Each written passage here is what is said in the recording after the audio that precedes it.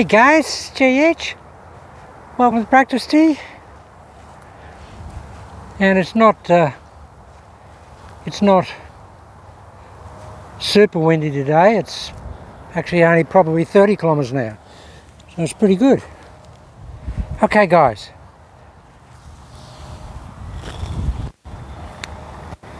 Now, I think I've got pretty close to perfecting this fast backswing golf swing. And I've just added something to it in the last couple of days that I think will make it basically foolproof. Totally automatic and completely foolproof. Okay, so we've got a very automatic process going on now, in that all we're doing is firing this back as fast as we can, and we're letting the body react as it wants to and as it should in the downswing. Whatever it wants to do, we're just letting it do it. But I've added something to that, which I think, although it's adding something and it's taking away a little bit of the automaticness of the swing, it's what I call a turbo-charged edition. And that is, guys,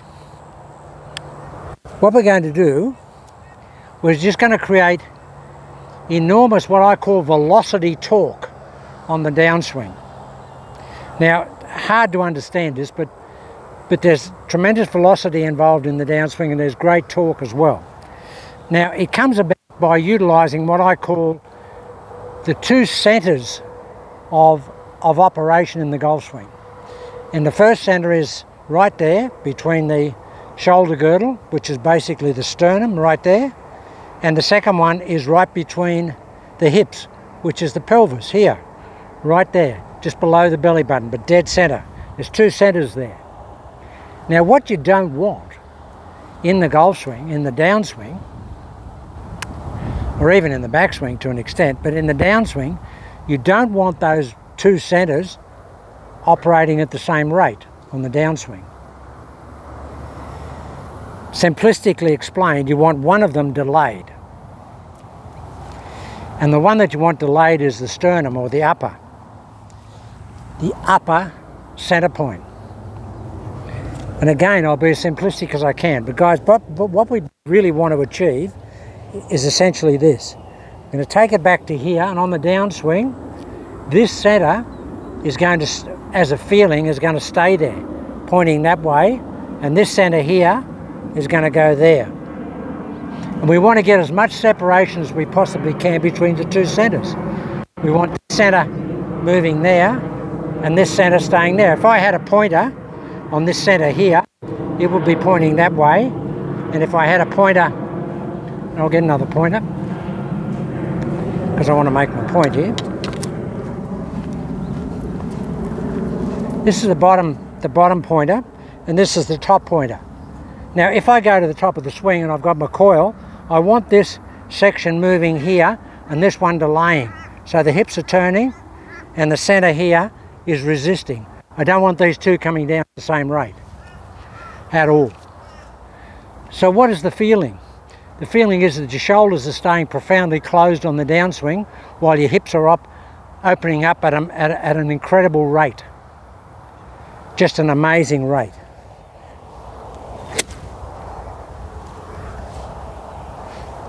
There, that's what it feels like. And guys, it's a move that you see in every great player, or every good ball striker. They really do evacuate the hips very, very quickly. And Hogan did it probably better than anybody. But most of the young guys today on the tour do it amazing because they're very flexible. Now guys, when you get your hips evacuating on the downswing, you've got to keep the evacuation up. And then once they start, they've got to keep going. Now, one of the guys that did it better than anybody was Gary Player. And that's why we saw Gary Player at the end of his swings like this. Because once he started his hips, and if you have a look at his swing in slow motion, his hip was just going so hard and it kept going. And he wanted it to go over here. I used to get behind students, and I get behind them and I grab their hips. I was standing behind them. And on the downswing, I say, come down, then I go like that. And they couldn't believe how much the hip motion was exaggerated and how fast it was and how their arms lagged as a result of that. I'd say go to the top of the swing, get here and stop, and I just get behind them and I turn those hips, and they'd feel that every time, because this centre here was pulling on this centre. But you never let the two go together. And it'll only be insignificant, guys. It won't be a great, depends on your flexibility. Some girls, the females, you watch them on the LPGA, they can get to here and they've got their hips turned out of the way 45 degrees and the shoulders are still closed. But they're very flexible in the midriff, and some of the guys are. So the whole point here that I'm talking about is that we on the down, once we've got that happening on the backswing, we want that happening on the downswing.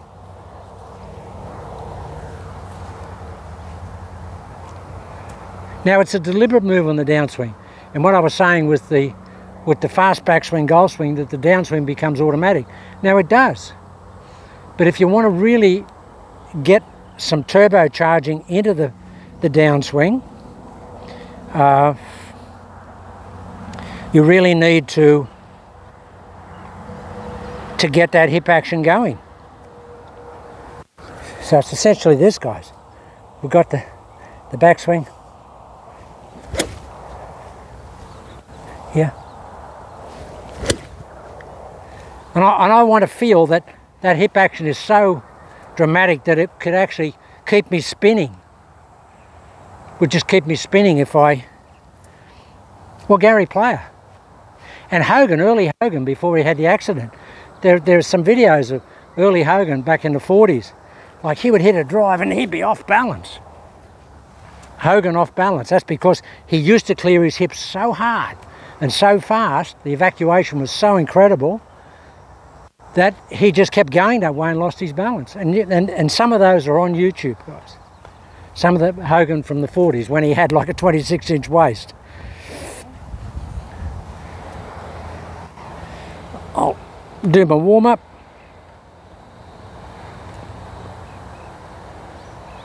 Oh, that's it. Very hot here today, guys. Fahrenheit's probably 95 degrees. So, now, this fast backswing. Names. My son was just watching it the other day, and he walked in and he was looking at some videos, and he heard me say, guys, we haven't got a name for this golf swing. Come up with a name. He just tapped me on the shoulder and said, Dad, Flashback. I said, that's great. He said, well, that's what you're doing. The club's just flashing back. And one of the guys on the channel came up with it too. It might have been Nat McIntosh, I'm not sure, but one of the guys actually mentioned Flashback after my son mentioned it. So guys, we've got Flashback, which is really what it is. This swing is a flashback, and it could be a flashback to the past. Because a lot of the guys back in the old days had very fast backswings. Abe Mitchell, the guy on the top of the Ryder Cup, incredibly fast backswing. Gene Sarazen. A lot of the guys back in those days. So we'll call it the Flashback for the time being. We'll come up with something else, but I mean, Flashback's pretty good. So, all I'm thinking about, and what I found, guys, by getting there's two centres, this one moving this way and this one resisting, boy, was I getting some. It was very, very windy here yesterday.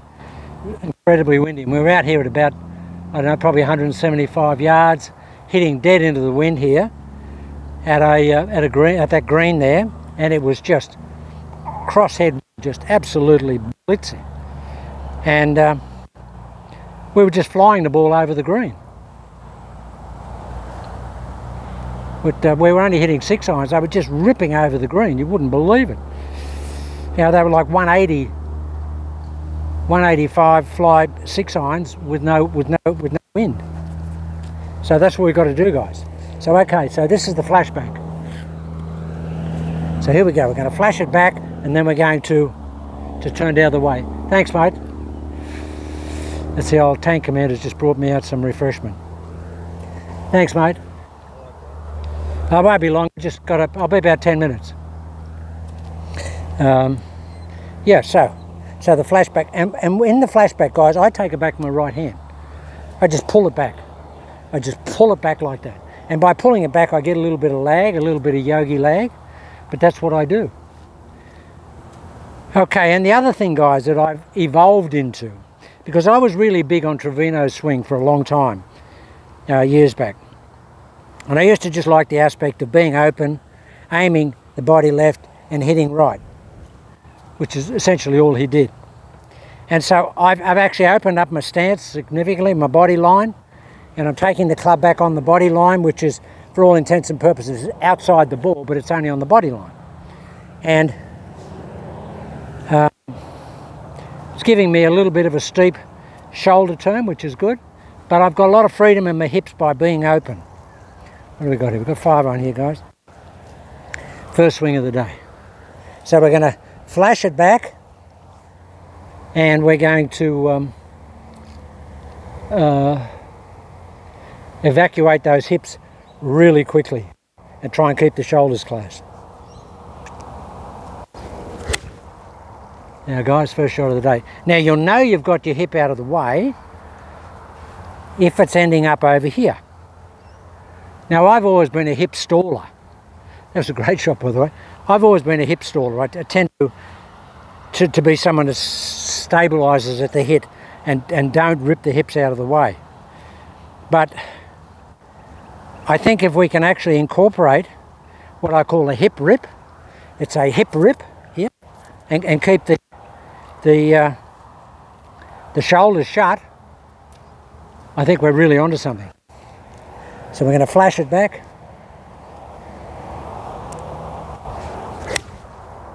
Look at this, guys, look. You know when you're out of the way when you're over here. You know when you're out of the way. Now that's what I like about this swing. It's very automatic in terms of what the body does. I don't have to think a lot about it. The only conscious thought I've got now on the downswing is evacuating the hips. So rip it back, Jay. Look at this, guys, look. Yeah. Club's still in front of the body. Now what happens there, when it's still in front of the body, it means that the club has been towed into the ball by the body pivot. Not so much throwing it in with the hands as being towed in by the body. And towing is a good description because you want to feel you're always towing the club in. You can be throwing it, but towing it I think is better. Okay, come on, Jay. Rip it back and then get those centres working. Look at this, guys, look at this. Oh, I hope you can hear that noise. Oh, was that contact? Was that contact? I'm loving this swing. I'm loving it. Yesterday, the wind we were hitting into, it's unbelievable.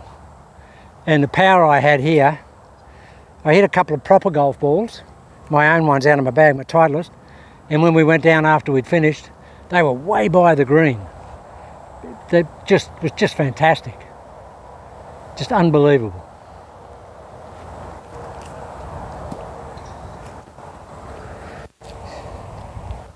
So it's very simplistic, guys. I take it back with the right hand and just turn this centre here as fast as I can and resist with this centre here. So effectively I want to look like that as a feeling, which most of the young guys, you know, look at Rory, anybody, Justin Thomas, any of those guys that are flexible, they all look like that. Come on, Jace, give it a hit. Okay, now rip it back. Now this open stance, guys, rip it back. Look at this, guys, look at this, look. Look where the club is, look. Way over here. Now the right side is getting over dramatically, but it's being pulled over by the lead side. I'm not driving the right side, I'm driving the lead side, which gets the lead shoulder up, right shoulder down, into out club path. Whereas if you drive with your right side, you can actually get the right shoulder high, or the trail shoulder high, the lead shoulder low, and you can get over the ball. I can't get over the ball at all. My standard ball flight, guys, is just dead straight to a tiny little power draw. That's the ball flight. But they're just beautiful, beautiful shots. Look at this, guys. Look, look, look. Tell you when it comes down. Now. This is an old guy swing. An old dude. Okay, the backswing's not long because there's a lot of torque in the golf swing. But the good thing about being it long, it can't get off line. That's the great thing about it. Of course, it's short, it just doesn't get off line. That's the wonderful thing about this. But I can still generate more power than I ever had before.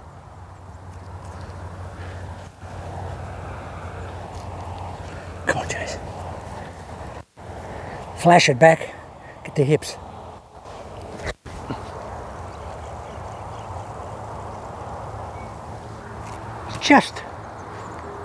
It's Thunderdome stuff, guys. You just get so much crack on the ball.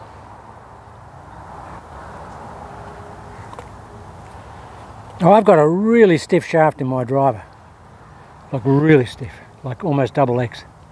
And yesterday I felt like it was going to break, even off my little golf swing, because I was just stressing it so much. Okay. The old tank commander's waiting for me, guys, so I'll just get this done. But the basic message is, take it back with the right hand, try and keep this closed and evacuate that lead hip as much as you can. And feel like almost like the lead hip has got a bungee cord attached to the back of the lead shoulder, and it's going to pull that lead shoulder around on the downswing. Okay, come on, Jace, put a really good one. And this open stance is helping with the evacuation, guys.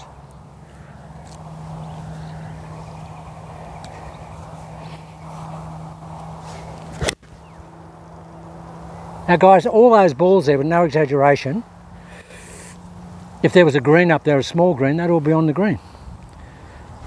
And it could be a small green, because, you know, that's 20, 30 foot circle stuff.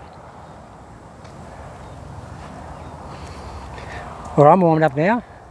I'll really accentuate getting those hips out of the way. Fire it back, Jason. Look at this guy. Look, look, look. Look where I am here, look. Huh. It feels great. Okay, I got a bit of a secret. I've been doing some what we call nipple crushers on the leg press machine. Not putting much on, only putting about, 40 kilos each side, maybe 80 kilos overall. But the range of motion, when that leg press machine comes back, the knees come through and they actually push into the nipples in the chest. Push in as hard as you can. And guys, it's really got my hip extensors, because I'm really tight in the hip extensors, but it's freed them up. As you can see, I'm getting a lot of hip rotation because of that. Now that's just part of a program that I'm doing at the moment to get some hip extensor flexibility. Come on, Jason. The open stance is great, guys. Throw it back.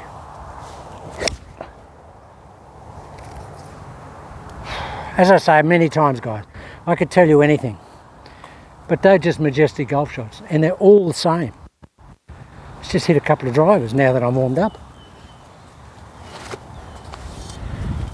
I actually broke my normal program. I normally start off with the driver. So watch this, guys.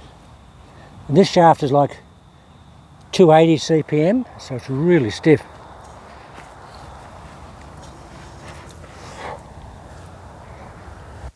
Open that open stance. Fire it back, Jace.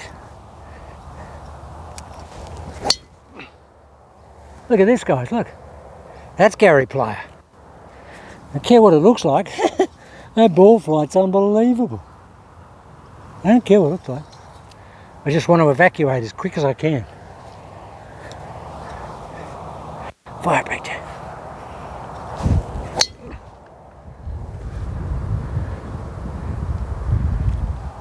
It's a great feeling, you know why? because you know you're never going to hit the ball left. For a right-hander, you just won't hit it left because your shoulders are always closed at impact. Slightly closed, so the club path is in to out.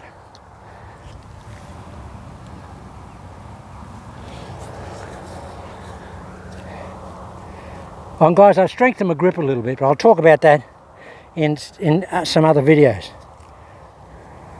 That's part of my Trevino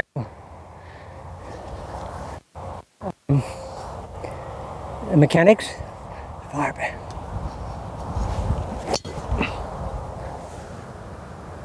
Wow. Club's not going back far. I'm not trying to take it back far. Just trying to torque it up. Yeah, I still really pull hard with the lead hand. Oh, absolutely. That's a cornerstone, guys. Come on. Fire it back down.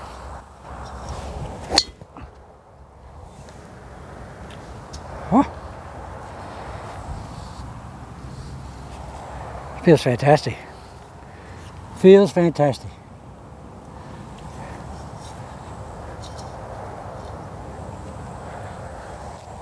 One more. Come on. Back really quick, Jay. Flashback. Wow.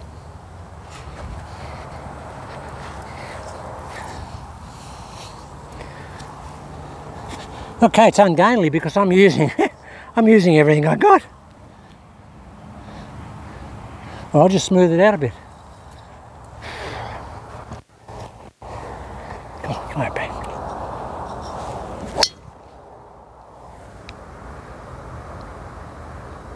It's fantastic. Okay, guys, so the basic message is 2 centers, one here in the pelvis, one in the chest, in the sternum. We want the sternum one, the center facing that way, and the pelvis one facing that way, as much as we can. Keep it resisted and keep it evacuating as much as we can.